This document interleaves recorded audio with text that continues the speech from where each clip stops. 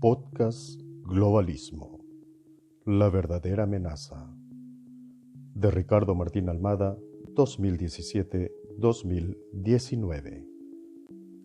Capítulo 5. El globalismo y el endeudamiento del Paraguay en el contexto latinoamericano. Episodio 3. ¿Por qué en Paraguay todo está cada vez más caro? Voz en off, Miguel Yegros. Bienvenidos sean todos. El dinero de nuestro país debe ser exactamente equivalente a los bienes, servicios, recursos y fuerza de trabajo en circulación. Debe acompañar el crecimiento económico, ya que esa es su esencia.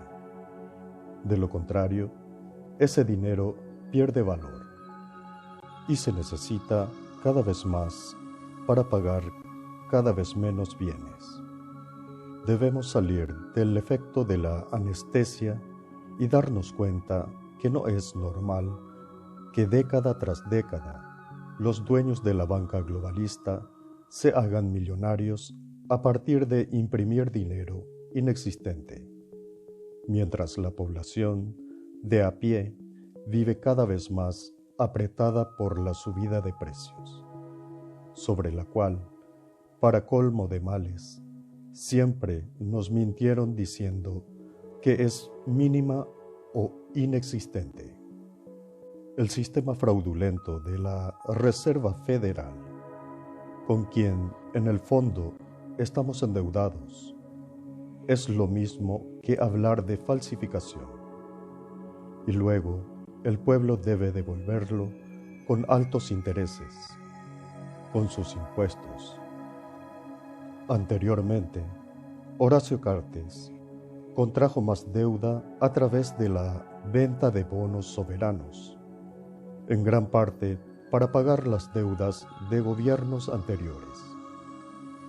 ¿Dónde está el resultado en obras para la población del endeudamiento de los últimos años?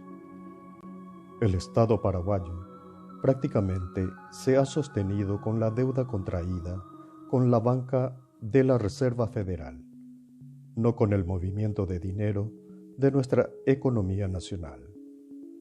Esto debe cambiar urgentemente. Solo por hacer un resumen, este ha sido el monto del endeudamiento de los presidentes desde la dictadura estronista.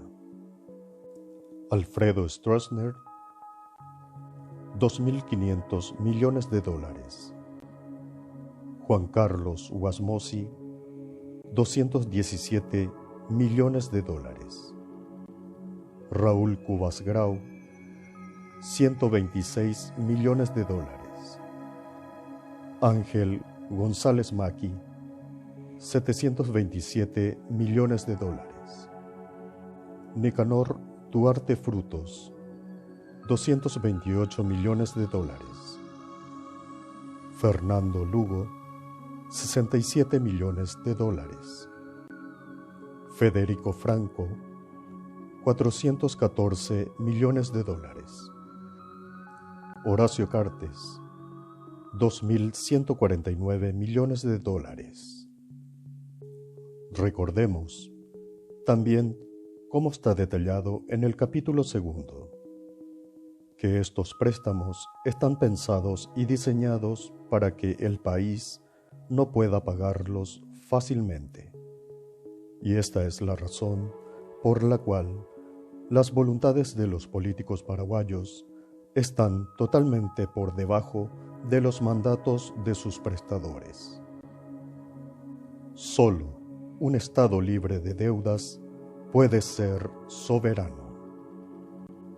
Por otro lado, con estas deudas estamos expuestos a los fondos buitre, que son organizaciones financieras especuladoras que compran las deudas de un país, por ejemplo, al Banco Mundial, les pagan la deuda original y entablan demandas millonarias contra este país.